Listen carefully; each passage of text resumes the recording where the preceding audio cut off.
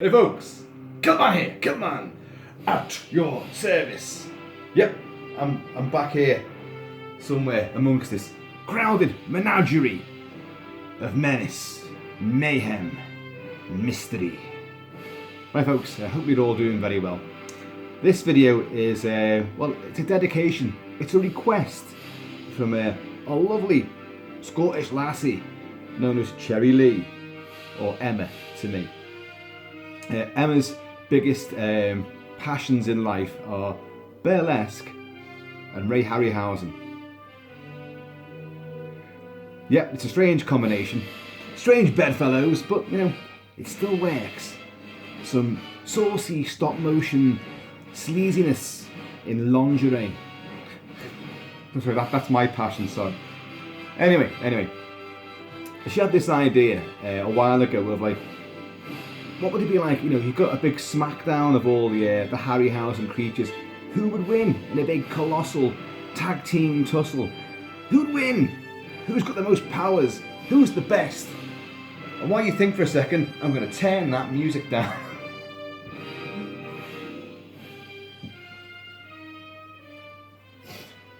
That, of course, is Bernard Herrmann's fabulous, absolutely bold, bombastic score for Jason and the Argonauts.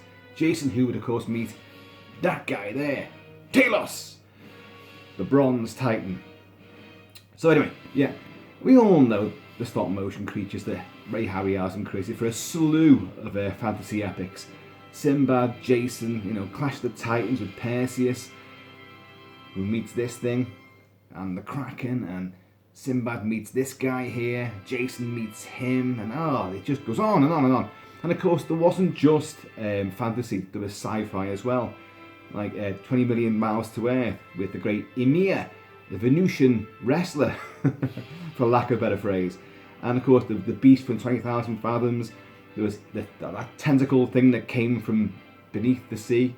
And loads of other, you know, bizarrities.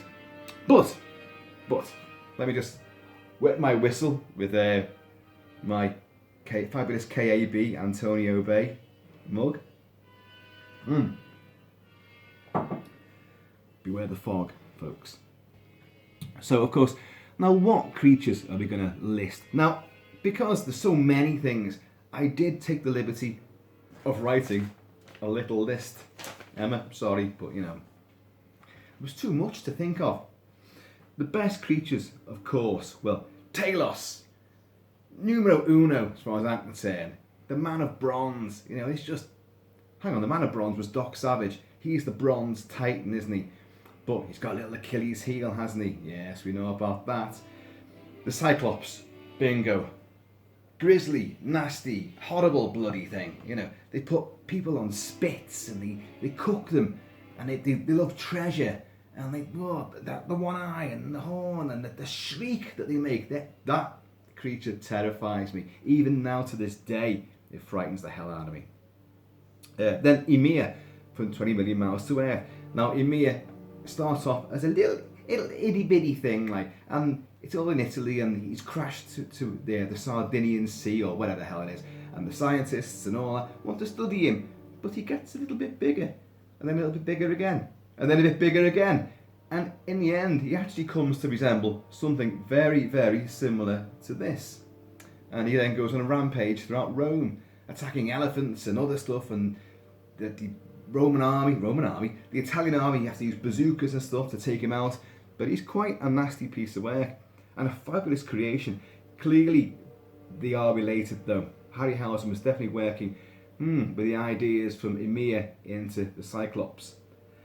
The skeletons, of course, from Jason the Argonauts. You know, the rise up, you dead slain of the Hydra, the children of the Hydra, and they rise up and fight. Well, Jason and two of his most trustworthy Argonauts, and it is, of course, one of the most classic standout sequences in any fantasy epic. We all know and love it. Although I always wonder, how do the skeletons scream? They do the advance upon the retreating Argonauts. They advance like that, and every single one's a bit different. They've all got shields with different emblems on them, and then all of a sudden, like, kill them all, shouts the king of blah, blah, blah, and the skeletons all go, ah! And they all start screaming. They've got no lungs. How do they scream? Where does the air come from? Doesn't matter. It's all fantasy. Obviously, Medusa there, the Gorgon, a head full of writhing snakes. Her glare, her stare is petrifying. Literally, it will turn anyone to stone who looks into her eyes. That's the power that she has. But not only that, she's genuinely terrifying as well. And she, of course, is in Clash of the Titans, which Harryhausen has to go on. He has the mirror on the inside of his shield so he can see Medusa coming for him, but without actually looking at her. And that's the way he gets it. But of course, you know, even in death, she's still pretty potent because he uses her severed head to then kill the Kraken, turn the Kraken to stone, and rescue Andromeda. See, it all fits in, all ties in. Who else have we got? The dragon from the Seventh Voyage of Sinbad. You know, the wizard on that island, you know, Sakura. You know, he has a dragon defending his lair, his weird, you know, warlock's laboratory. And it's a fabulous creation. And of course it goes up against the Cyclops, and it takes the Cyclops out. But Sinbad and his men have already encountered the dragon, and they've built this huge crossbow which they take out the dragon. And I was always a bit upset by that because I liked him. He spent most of his life chained up, you know, in the tunnelway leading into the caves where Sakura's cave is, Sakura's lair, and he doesn't have much of a life, does he? And the one bit of freedom he gets, you know, he then gets trounced. He gets beaten up by a Cyclops and then speared. Oh, for all his years of loyalty. Terrible. What we got next? Again, from Jason, we've got the Harpies. Now, these are the little bastards that lay siege to poor old Patrick Troughton, who's the blind hermit, who, you know, is offended the gods, you know, just by saying one bloody line, which I've now forgotten, of course. And they then banish him to like this little island where the Harpies will persecute him day in, day out. All the food that's laid out for him by these humble servants who look after him, you know, will be devoured by the Harpies, who then just throw him the scraps, and they harass him and torment him until Jason and his men manage to, you know, secure nets over the ruins and trap the Harpies, and then literally leave the Harpies at, you know, the Patrick Troughton's sort of, you know, on a whim. He'll keep them alive and he'll throw them, you know, the scraps from his table. I always thought that was a bit silly, that, because at some point they're going to get free, you know, and they're going to really fucking kick his ass, aren't they? Kick his blind old crippled ass. But they are a terrifying creation. What else have we got? Clash of Titans, Caliban. Caliban is wasn't he a prince who is then deformed into this cloven-hooved, hairy, sort of ape-like creature, and who loses a hand and then goes after Perseus? Am I right? I've got to be honest, Clash of Titans is not my favourite out of the entire bunch, although I do love the entire you know, Medusa Gorgon sequence, which is fabulous. But it's got that silly robot owl in it. What were they thinking? Star Wars would come out and they'd be like, oh, kids like little robot creatures like R2-D2 and C-3PO, so we'll make a little robot owl. Ghastly error, I think. But anyway, but Caliban, I remember it's a terrifying sight. You know, Perseus encounters him a couple of times, and yeah, he's a grotesque creature, but he's also tragic at the same time. He's got reasons for doing what he does, and you know, he's been misshapen by the gods and the curse put upon him. From the Golden Voyage of Sinbad, Kali, who is like the goddess with like 8 arms or whatever, and a sword and a cutlass in every single hand, and then almost takes out Sinbad and his motley crew. And it's a fabulous creation, a fabulous bit of stop motion animation as well, very beautifully choreographed and framed with the real life action, as all Harryhausen stuff was. But there's a fair bit of intricacy to this, you know, the way that the fighting was woven around this creature who would just sort of stand and squat with all these arms and with a totally emotionless face, battling these men, you know. Awesome stuff. And now, this is quite a long list, I'm sure you appreciate, but this is the last one. The Hydra! The very thing, the teeth of the Hydra is what brings up, you know, the skeletons in Jason the Argonauts from their earthy tombs. And the Hydra's like a 7-headed snake monster thing, hissing, writhing, and you know it's guarding the Golden Fleece, which of course is the task that Jason has to undertake, get the Golden Fleece. And it's a great creature without a doubt. But Emma, Cherrie, I should say, who's going to win if all this smorgasbord of, you know, creatures and, you know, beasties ever got flung together in the arena? Who's going to win? Well, I've got some quite clear ideas as to who's going to win, because, you know, that guy is fucking awesome. That guy is awesome. The mighty Ymir is awesome. The skeletons are incredible. Lee is fantastic. Caliban, well, you know, he can fight a man, put it that way. But when it all comes down to it, and you've got the Kraken as well. But it doesn't matter how big you are, doesn't matter how strong you are, doesn't matter what planet you've come from, how deep in the oceans you've come from, what supernatural means have brought you forth, and what powers you have.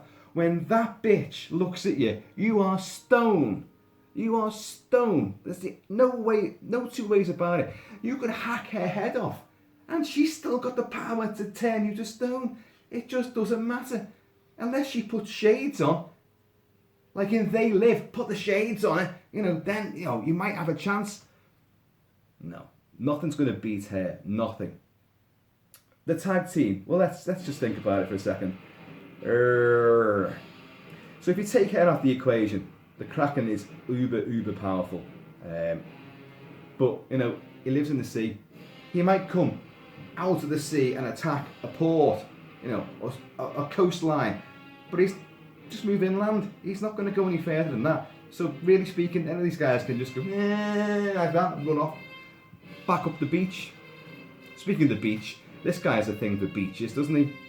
Although sadly, in Jason the Argonauts, he only kills one person, and that's because he's been killed and his bits fall on him. You know, so it's not exactly a great track record for this absolutely, totally impressive Titan. I do love him though. And that's his theme playing right now. Who else have we got? Well, let's say Talos is huge and unstoppable until you suss out his weak spot, that little Achilles heel. You get your spear in the back of his heel and you turn that little lid and all his life essences will drain out of him. And then that's it. He's done. He's out. He's down. He's on the canvas and he ain't going to get up again. Who else have we got here? You see, now Cyclops himself, they're wild and reckless. They are totally ferocious, and you know they'll gleefully shred you, cook you, skin you, do whatever they want with you. But they've only got one fucking eye. You manage to take that eye out, and he's fucking useless. He's just whoa, that's it. He can't see a thing. Off the edge of a cliff, he's gonna go. Once you've blinded him, there's nothing he can do. Run around like a headless chicken. Now, as I say, him and Ymir, you know, the Venusian wrestler from 20 Million Miles to Earth, they could probably get along pretty well together, you know, and maybe work as a team.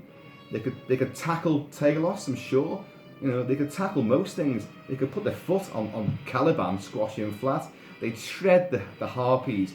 The harpies. They may look ghastly. They actually do look a bit like this mask of Medusa. But there's not really a lot that they can do. They will attack. If you're old, blind and crippled, yeah, they're going to have a field day with you. But anything that can fight back, they're mincemeat. You know. What else have we got? I mean, they're like jackals, but you know, only as a pack could they be any good, any threat to anyone. Well, Caliban has ferocity and sword skills, but he's purely man-sized. And he wouldn't stand a chance against anything like that, or that. They're just going to take him out, regardless. And the dragon and the Kraken, nah, he ain't good. The skeletons, he'd have a good chance against the skeletons, I suppose. I mean, the Argonauts could do it. Who else have we got? Lee, yeah. But all them arms, all them swords can fend off numerous attackers at once. And also, there's no no heartbeat, so it's not going to get knackered. It's not going to have to sit down for a bit. I'll rest this arm by using these ones. It doesn't need to do that. It can fight forever. That's what it could do. But Talos possibly could do some damage. Medusa, I mean, isn't Carly's a statue? Carly's actually made out of stone. Correct me if I'm wrong. It is actually a living statue, isn't it? So would have a good chance against their old Gorgon head over here, because her petrifying glare wouldn't do much good against these already stone. That could be interesting, couldn't it? Let's see what else we got. I missed the guy out, didn't I? From Sinbad and the Eye of the Tiger, the mighty Minotaur. Yes. Again, he's made out of some kind of metal substance. He's a huge, hulking, two-legged, ball-headed creature. But again, in the film, he's a bit of a disappointment. He's incredibly effective and, a really intimidating sight. But he only kills a couple of people on a boat, and then he manages to... They're in the pyramid, aren't they? And he's got to pull this big block of stone out, and the daft sod falls off the back of it, off the back of the ledge, falls down the air the entire side, gets crushed by the block he's just removed. So he's a clumsy fucker, isn't he? So he's not much good. Plus, he's got to act under commands by that sorceress with the raven's foot or the pigeon foot or whatever the hell she's got, like, because she mucks up a transformation, doesn't she, when she's flying around as a bird, and she doesn't return to normal human form completely. She gets a big flappy bird foot as well. But she gives the orders to Minotaur, and of course, without any commands, he's just going to stand there, totally immobile and mute. So Minotaur, any of these guys is going to take you out. But you do look cool though.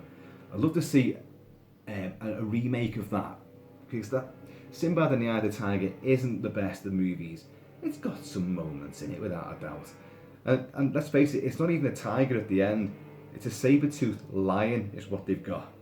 So, but where the tiger comes from. But, and it's Patrick Wayne, who's alarmingly wooden. But doesn't matter. It's got moments of joy. But I'd like to see a remake of that with the Minotaur brought to his full stature and give him something to do.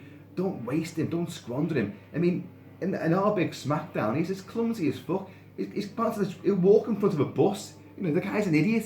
He hasn't got any cunning, any savvy, any sense of strategy. Useless. Let's see, what else have we got here? Well, Ymir, yeah. He could definitely have some fun with Talos, because he does get pretty big. Ymir does not get to the size of Talos. But how do you know? Because I don't think in the film he gets taken down before he could grow. He could actually grow even more if he wanted to, I suppose. The Hydra. See, Hydra's a bit of a tricky customer, because, got all them snakes, all them 7 heads, and could do a fair bit of damage.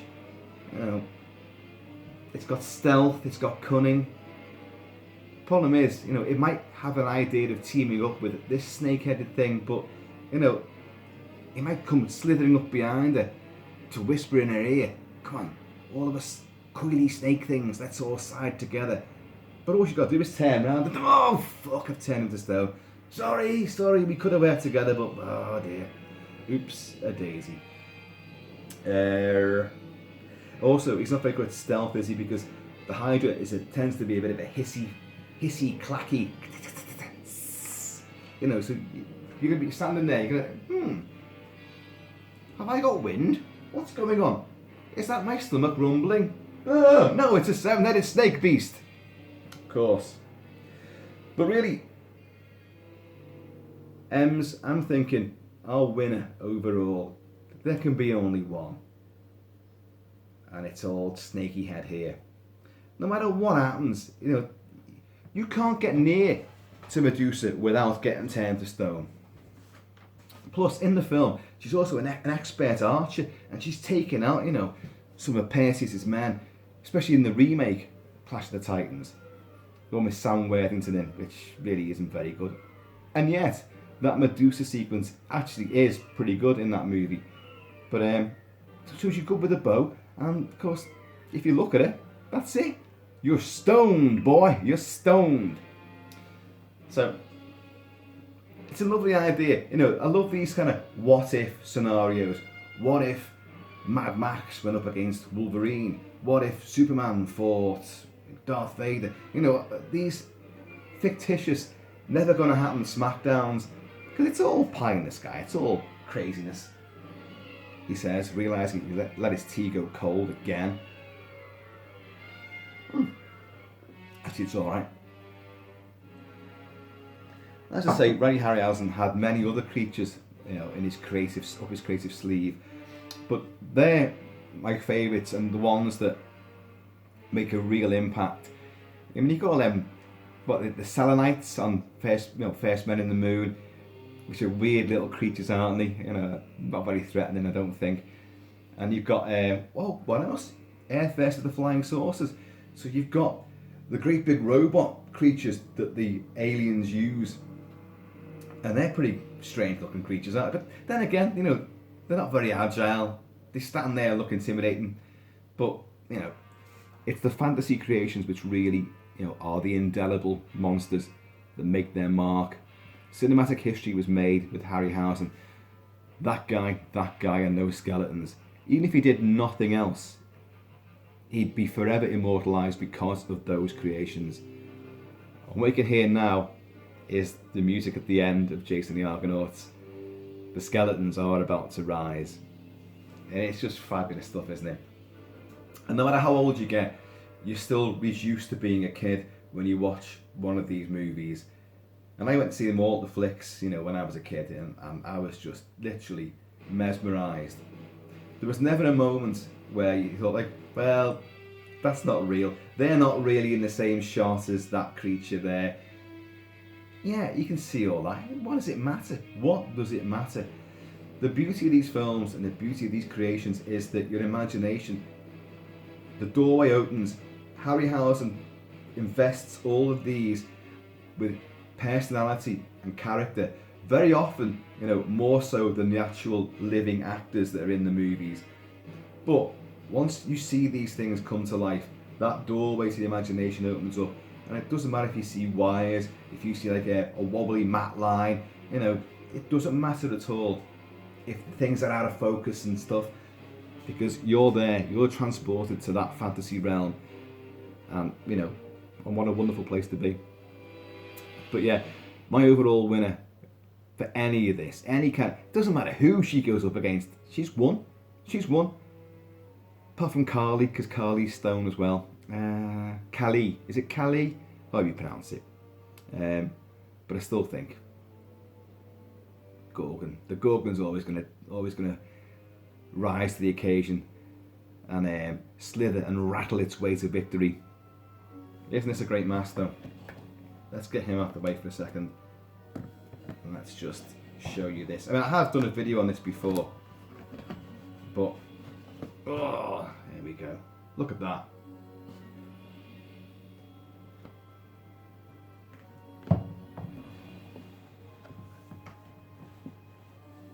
Look at those roiling coils of serpentry. Look at that, you know. Whoa! See, this is what happens when you use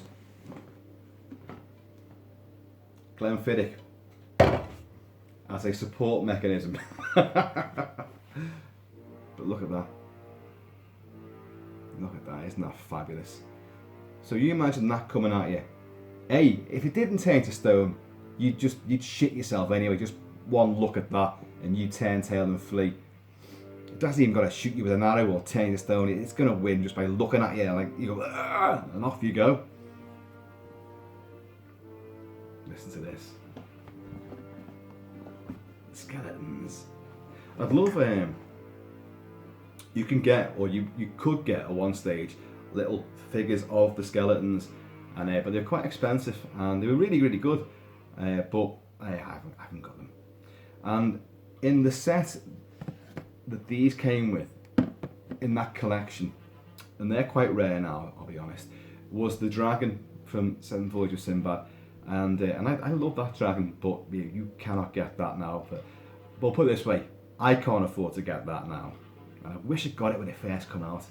These were limited, and I pretty low number on that one on the box. I think it was only about 95, and there weren't that many made, so that's pretty good going. Cyclops, I can't remember.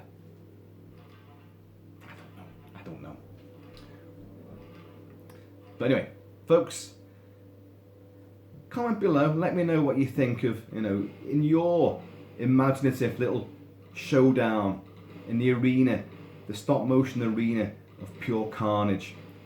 Who's the winner? Who's the loser? Who's pathetic? Who is just too good to be in the arena? Just awesome stuff. Awesome. Let me know who your favourite creatures are. And Emma, you need to tell me what your favourite creatures are. Although I know that this young lady ranks very highly with you. I know. And him. And him. So, folks, that was a bit of a Harryhausen mishmash. It's just a bit of fun. So, guys, you all take it easy. Stay happy, stay healthy. Keep it kilted, keep it Celtic. Watch stop motion fantasy films and play with action figures and masks. Whenever you get the opportunity. It keeps you young, keeps you vibrant, and with a healthy disposition towards life in general. So, in the meantime and in between time, use all, take it easy. Oh, and by the way, Liverpool won against West Ham tonight. But my God, what a battle it was. Jesus, it was looking a bit touch and go for a while there. But they're unbeatable. So anyway, the Reds dominate. So folks, take it easy. I'm going to see you all later.